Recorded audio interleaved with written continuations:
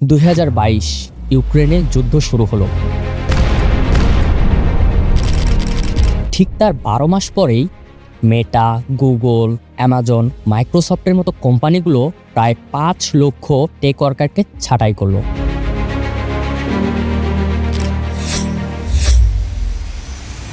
(2026) 28 ফেব্রুয়ারি US এবং Israel মিলে air strike চালালো ইরানের উপর।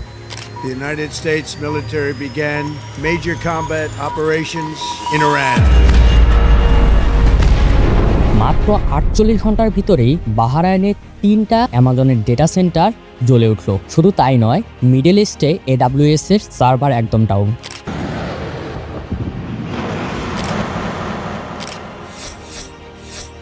এগুলো কিন্তু এখন আর থিওরি না, এগুলো এখন সব বাস্তবে তোমার সামনে ঘটছে।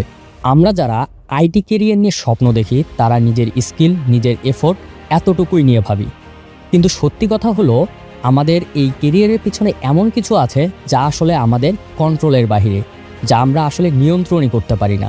যেমন যুদ্ধ, মন্দা, জিওপলিটিক্যাল টেনশন। আজকে এই আনকমফোর্টেবল জিনিসটা নিয়ে কথা বলবো। পৃথিবীতে এখন কতগুলো কনফ্লিক্ট চলছে জানো?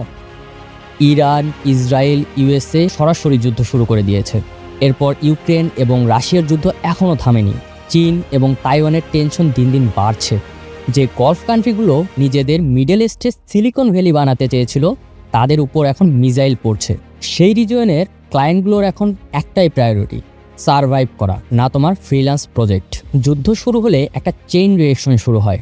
যেমন প্রথমে এনার্জি ক্রাইসিস, রাশিয়া গ্যাস বন্ধ করে দেয়, ইরান হরমুজ প্রণালী দিয়ে তেল আসা বন্ধ করে দেয়, যার ফলে ম্যানুফ্যাকচারিং কস্টগুলো বেড়ে যায়। বড় বড় কোম্পানিগুলো প্রফিট কমে যাওয়ার ভয়ে বাজেট কাট করে, আর সবার আগে বাজেট কাট হয় আইটি ডিপার্টমেন্টে।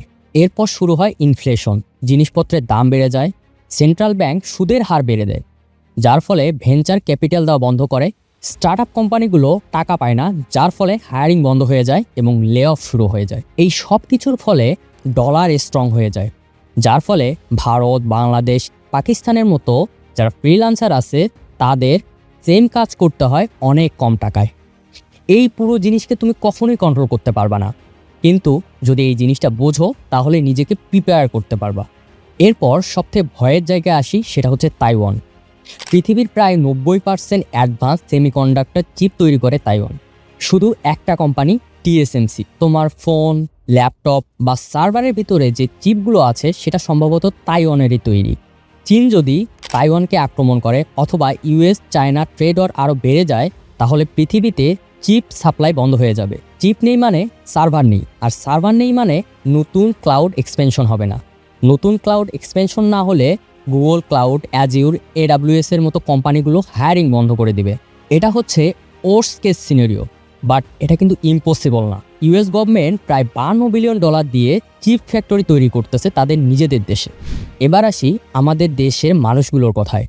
আমাদের দেশে লাখো মানুষ ফাইবার, আপওয়ার্কে ফ্রিল্যান্সিংয়ের কাজ করে। শুধু তাই নয়, রিমোটলি বিদেশি কোম্পানিতে কাজ করে থাকে।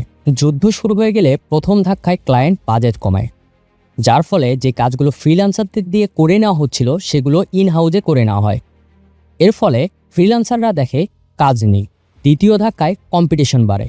লাখো laid of western developer freelancing মার্কেটে ঢুকে পড়ে। তাদের বাজেট বাংলাদেশের থেকে দ্বিগুণ, তারপরেও ক্লায়েন্টরা তাদেরকেই প্রিফার করে। তৃতীয় ধাক্কায় AI ঢুকে পড়ে। কোম্পানিগুলো তাদের কস্ট কমানোর জন্য ছোট ছোট কাজগুলোর জন্য AI ব্যবহার করে থাকে, যার ফলে সবচেয়ে বেশি ক্ষতিগ্রস্ত হয় জুনিয়র ডেভেলপাররা। তবে যুদ্ধ হলেই যে সব সেক্টরে কাজ কমে যায় এমনটা কিন্তু না। কিছু কিছু সেক্টর আছে যেগুলোতে কাজ বেড়ে যায়, যেমন cyber security, defence tech, health care tech, AIML engineering. এইসব সেক্টরগুলোতে আলটিমেটলি চাহিদা আরও বেড়ে যায়। তবে যেসব সেক্টর সবথেকে বেশি ভালনারেবল সেগুলোর মধ্যে হচ্ছে basic web development, data entry, graphics design এবং জুনিয়র লেভেল কোডিং। তাহলে এখন করণীয় কি? আমাদের কোনো একটা পার্টিকুলার জিনিস নিয়ে বসে থাকা উচিত না। যেমন আমি শুধু ওয়েব ডেভেলপার হব, এই ধারণা নিয়ে বসে থাকলে অনেক বড় ক্ষতি হবে। এরপর AIকে টুল হিসেবে ইউজ করতে হবে। একে ভয় না পেয়ে প্রোডাক্টিভিটি বাড়ানোর জন্য কাজে লাগাতে হবে। তার মানে আইটি কেরিয়ার ধ্বংস হচ্ছে এমনটা না। ধ্বংস হচ্ছে কি, আমি একটা স্কিল শিখে আমার লাইফটা সেট করব, এই চিন্তাধারাটা ধ্বংস হয়ে যাচ্ছে। পৃথিবীটা অনেক বেশি আনপ্রেডিক্টেবল। যুদ্ধ, এআই, মন্দা এগুলো কেরিয়ার প্ল্যানের অংশ। যে এগুলোকে বুঝবে, অ্যাডাপ্ট করবে সেই টিকে থাকবে। যে এগুলোকে বুঝবে না বা অ্যাডাপ্ট করতে পারবে না সে হঠাৎ একদিন দেখবে তার জব নেই। এই ভিডিওটা কারো কাজে লাগবে বলে মনে হলে তুমি তাকে শেয়ার করে দিতে পারো। ফলো করে রাখো, মিস করো না।